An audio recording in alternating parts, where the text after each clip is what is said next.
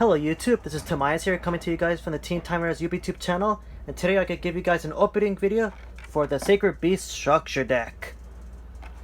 As you guys would have known, during the GX era, the Sacred Beasts were one of my favorite archetypes, or just monsters in general, being the evil counterparts to the Egyptian gods. And I personally would have wished that at some point they probably would have fought off against the Egyptian gods, since Ra himself was also in the GX anime.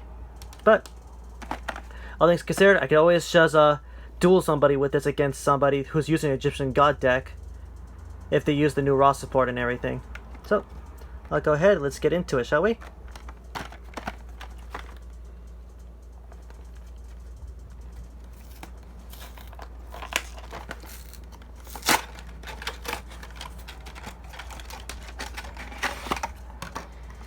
Dokes. So first, that's all structure decks things come with.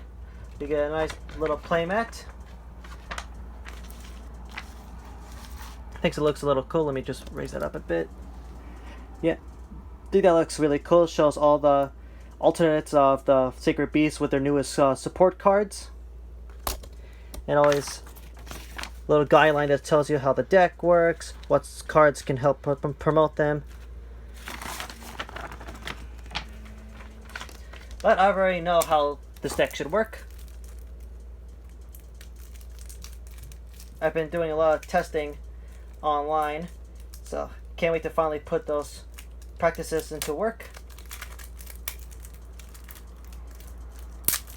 And you guys would have known too, not just me, that the Mermail Master also really loves Sacred Beast cards, as he's done. I think he did a previous profile for it upon having the structure deck being announced.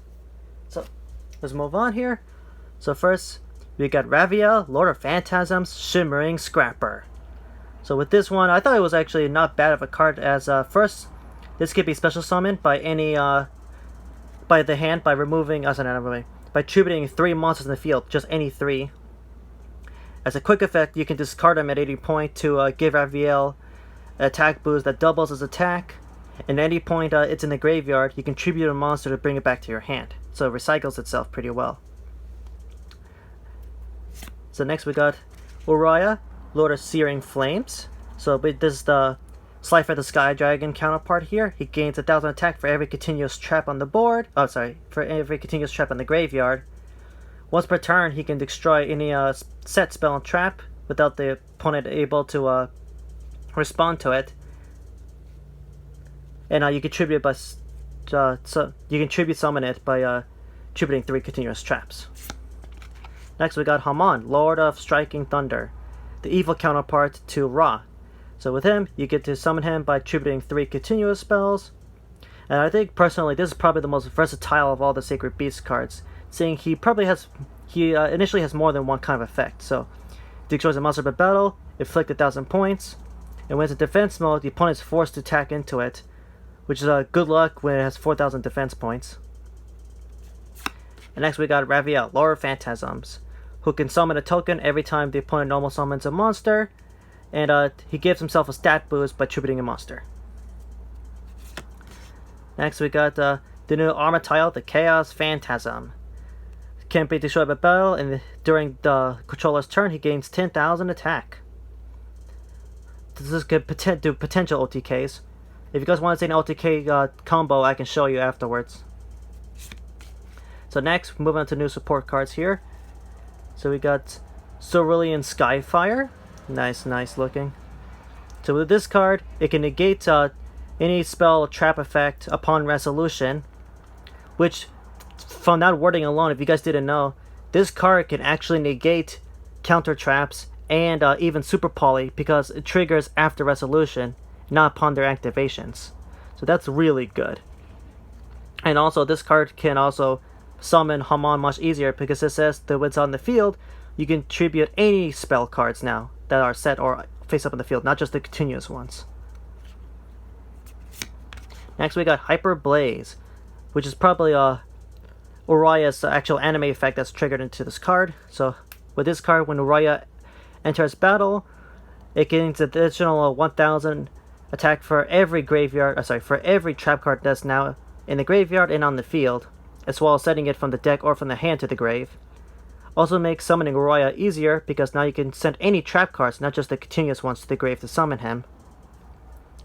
And additionally, as Uriah's actual anime effect goes, you can discard a card to revive him or any other sacred beast now, so long as you summon them first from their actual summoning conditions. Or if not, it goes back to the hand. So you get a little bit of good recovery with this card. Next we got the Dimension Fusion Destruction, which is a good way to bust out the Armatile, or that other, what's his name, Trelage. So having their own fusion spell looks pretty well. And the best part about it is that if you summon like Armatile, who has 0 attack during your turn, this card makes it so that monster doesn't take any battle damage. So that's really good. Next, now we got some cards you saw that was used by Yubel. So we got Chaos Core.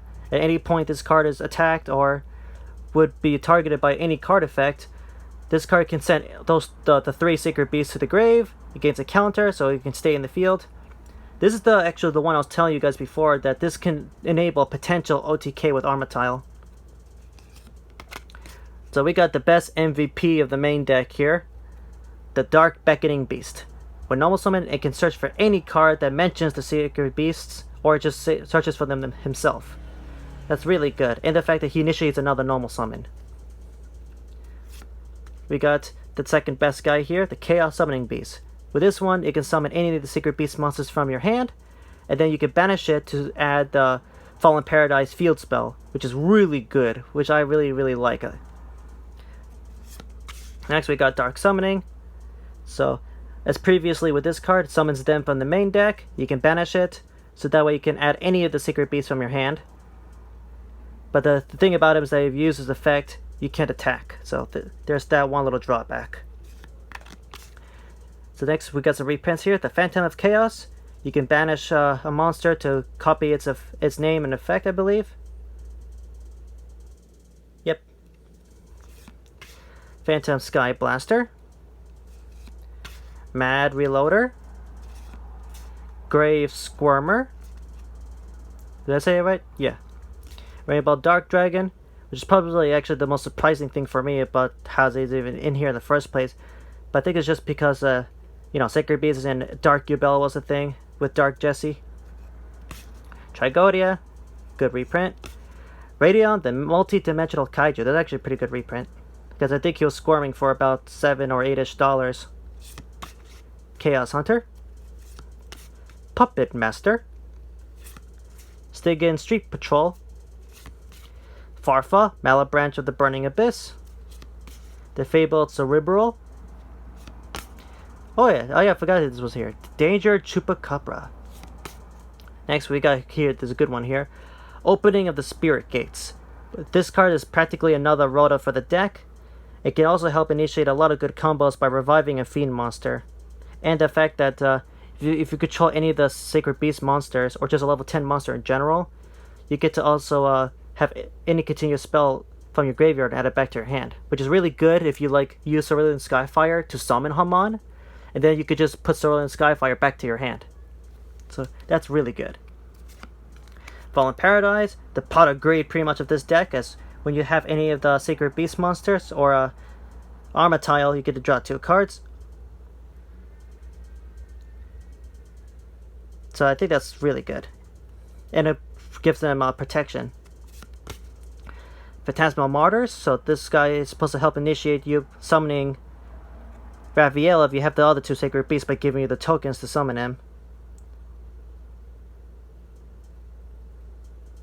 I see you control these 2 other cards in your hand, you control, yeah, to send your entire hand, it says, so I guess you're supposed to add it to your hand somehow. I didn't think they didn't think this one through.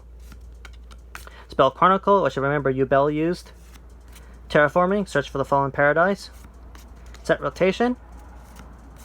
Oh yeah, Mounted the Bound Creator, which I've seen a lot of people use for their Egyptian God decks. So this could also help with the Sacred Beasts. One for One, actually a pretty good reprint. I like One for One. Here you are. The Beginning of the End. I think that's actually a pretty good reprint. If you have 7 or more dark monsters in your graveyard, banish 5 of them, draw 3 cards. Pretty interesting card. I remember back when Dangers were at full power, A lot of people were running this. Pop Desires, pretty okay reprint. I'm not really a big fan of this card. Owner Seal, Field Barrier, Swords of Concealing Light, MST. Here we go. Awakening of the Sacred Beast. A really good card that can actually make these guys very tough to get rid of if you combine this with Fallen Paradise and Cerulean Skyfire. As you guys know, when you control any of the 3 Sacred Beasts with different names, they get 3 different effects. The first, that every time your opponent just summons a monster in general, your life points increases due to its attack. And this even works on Pendulum summons, as it grants all of them together, which I found out is a really cool ruling. The next thing is the the skill drain here, which practically negates all the opponent's monsters effects, which I think is really good. And then finally, the third and final, which I think is also really good, is that it is the opponent only Macros Cosmos. And the effect that it could also add back a continuous trap from your graveyard to your hand, which is really good, like when you use Hyper Blaze to summon Oriya, add it back to your hand, or even if you send it another copy from the deck to the grave to use Hyper Blaze's effect, add it back to your hand. So that's really, really good. Escape from the Dark Dimension, Shape Sister, Imperial Custom is actually pretty good because it protects them. Face-up continuous traps cannot be destroyed by battle or card effects, except... I think, yeah, destroyed by battle because there's, you know, battle traps, like Shape Sister. Mistake, really good actually, I like. Dark Factory of more protection, sorry. Oh yeah, this is the other guy, like a Phantasm Emperor Trelodge, which I think, he's the burner, right? If this card special summon or if another monster special summon from the graveyard to your field while you control this monster, target one face-up monster your opponent controls, inflict damage equal to half its attack. 4,000 attack defense, not bad for a beater. Next we got Phantasmal Martyr token and a Phantasm token. And some Duel Link stuff. So, that's gonna be it, you guys. That's just the whole deck opening. So, a little later, you guys might see either tomorrow or the day after, at some point I know on the weekend, I will do a new Sacred Beast deck profile I want to show off to you guys with this new support. So, until then, always like, comment, subscribe, and we'll see you guys later.